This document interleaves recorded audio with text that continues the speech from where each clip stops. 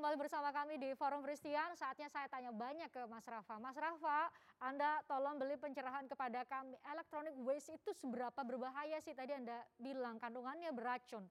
Kasih gambaran yang realistis dan mungkin bisa dibayangkan oleh kami semua sehingga kami juga benar-benar aware, kami benar-benar sadar ini bahaya nih. Kita harus ikut ambil bagian juga nih buat mengelola sampah elektronik. Mas Rafa bisa cerita?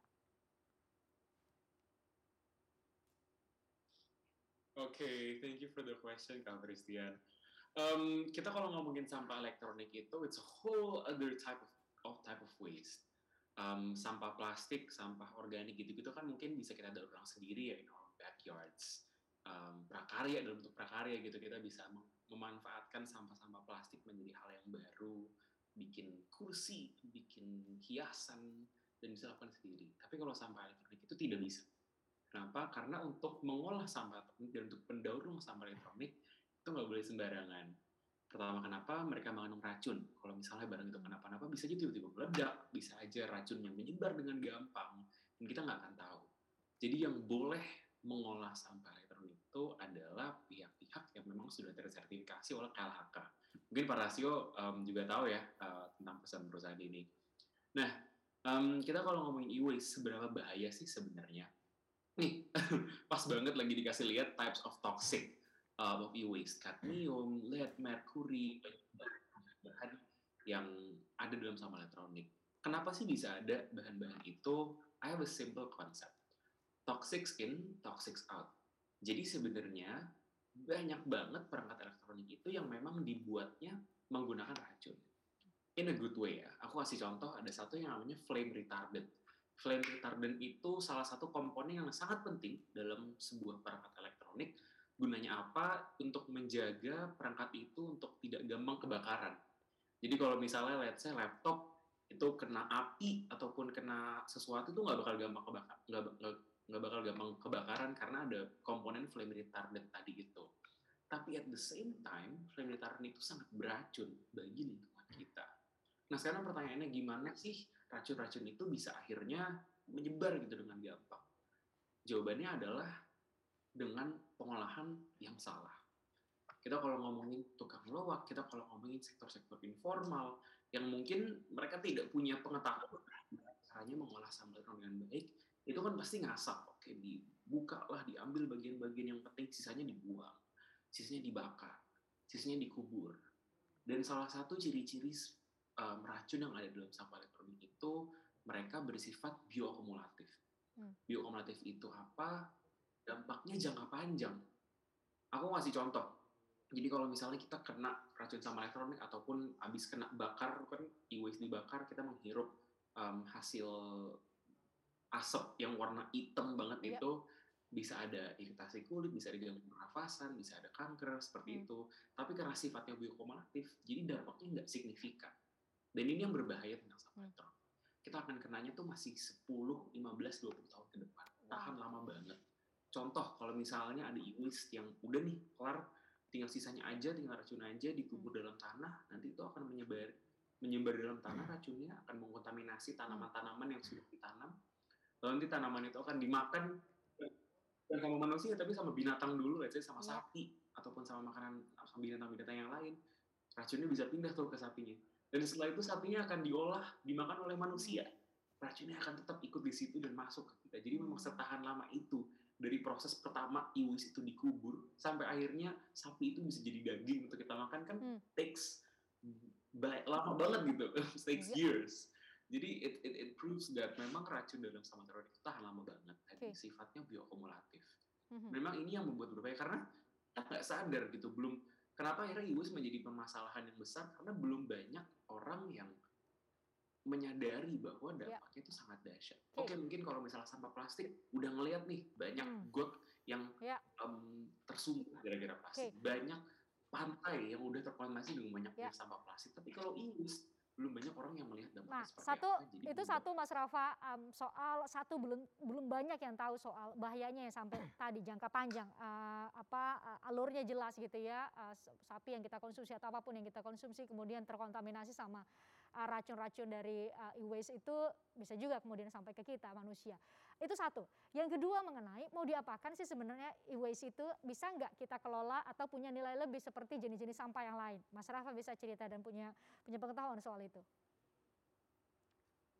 Yes, tadi ya yang aku juga sempat sebutin di awal bahwa pengolahan itu tidak sama dengan sampah-sampah yang lainnya. Hanya pihak-pihak tertentu yang tersertifikasi yang boleh melakukannya. Permasalahannya, perusahaan pendaur ulang sampah elektronik yang ada di Indonesia itu masih sangat-sangat sedikit. Jadi produksi e-waste-nya banyak, yang orang yang beli perangkatnya banyak, orang yang jualan perangkat elektronik banyak, tapi pihak-pihak yang bisa mendaur ulang itu sangat-sangat sedikit. Jadi makanya kenapa e-waste itu kayaknya dari dulu teknologi itu berkembang sampai sekarang masih belum selesai masalahnya, masih belum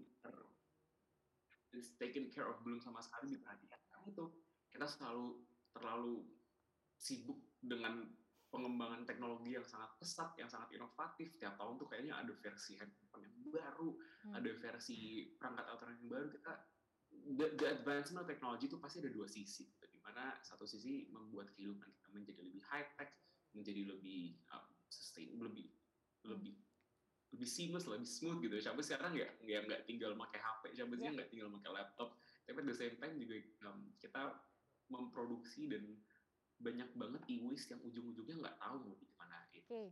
So memang lebih sembarangan ya, balik lagi harus ada license yang khusus, harus ada mesin yang khusus. Aku mau garis bawah sedikit bahwa komunitas e-waste RJ, setelah semua e-waste yang kita kumpulin itu bukan kita yang mendaur ulang. Kenapa? Pertama, kita tidak punya kapabilitasnya, kita nggak punya mesin-mesin khususnya, dan surely we're not a company yet. Dan so kita menjadi jembatan. Jadi Mas Rafa, kalau yang nonton kita sekarang bertanya-tanya, waduh saya bisa melakukan apa nih untuk ikut berkontribusi mengelola, meminimalisir dampak dari e-waste, electronic waste gitu ya. Apa yang mau Mas Rafa sampaikan kepada mereka? Setidak-tidaknya kami pisahin gitu jenis sampah ini dengan jenis sampah lain, itu hal minimal yang bisa kami lakukan, paling sederhana yang bisa kami lakukan? Yes, of course, very simple. Pertama pasti pemilahan ya. Yang e-waste itu dipisah sendiri dan nanti bisa dibuang ke salah satu titik pengumpulan sampah elektroniknya e-waste RJ, ataupun bisa langsung dikirim ke warehouse kami, ataupun bisa langsung dikirim ke salah satu agent kami.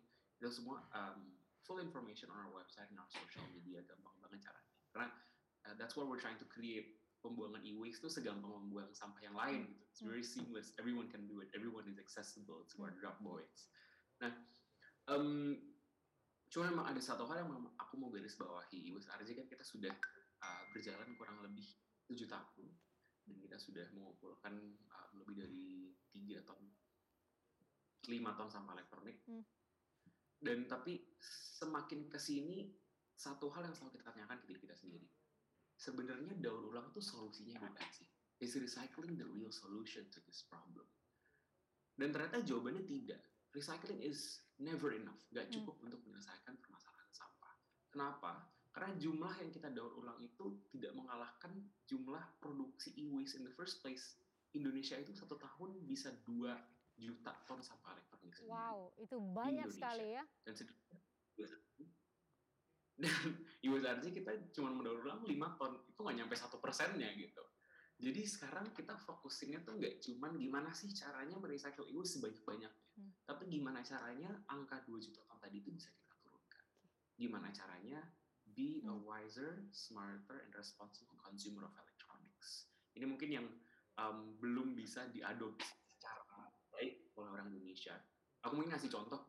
Jadi ada sekarang itu handphone smartphone baru, kalau misalnya dijual, itu isinya handphonenya doang. Nggak ada kepala chargernya, nggak ada. Pokoknya benar-benar satu isi handphone itu cuma ada HP-nya doang gitu, nggak ada aksesoris yang lain. Mungkin kalau di negara-negara yang lain ya, itu bentukannya adalah idenya oke, karena orang-orang udah pada punya charger, udah pada punya earphone, ya udah kalau kita jualan kasih handphonenya aja, bisa dipakai yang lama. Tapi kalau diimplementasikan di Indonesia agak ganti nih view-nya. Jadi waduh, berarti gue harus beli kabel baru dong, berarti harus beli earphone tambahan dong.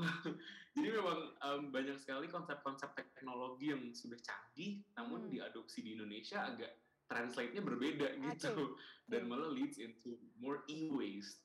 Jadi Aha, memang pertama, be a wise consumer gitu. Kita tahu yang mana sih yang harus kita beli, yang hmm, mana sih handphone yang cocok untuk kita, bisa kita pakai minimal 4 tahun, hmm. yang mana sih perangkat-perangkat yang cocok dengan kehidupan kita, and use it smartly gitu. Aha. Mungkin siang-siang lampu dimatiin, TV dimatiin, biar nggak cepat rusak kan. So, Semakin sering dipakai semakin cepat rusak.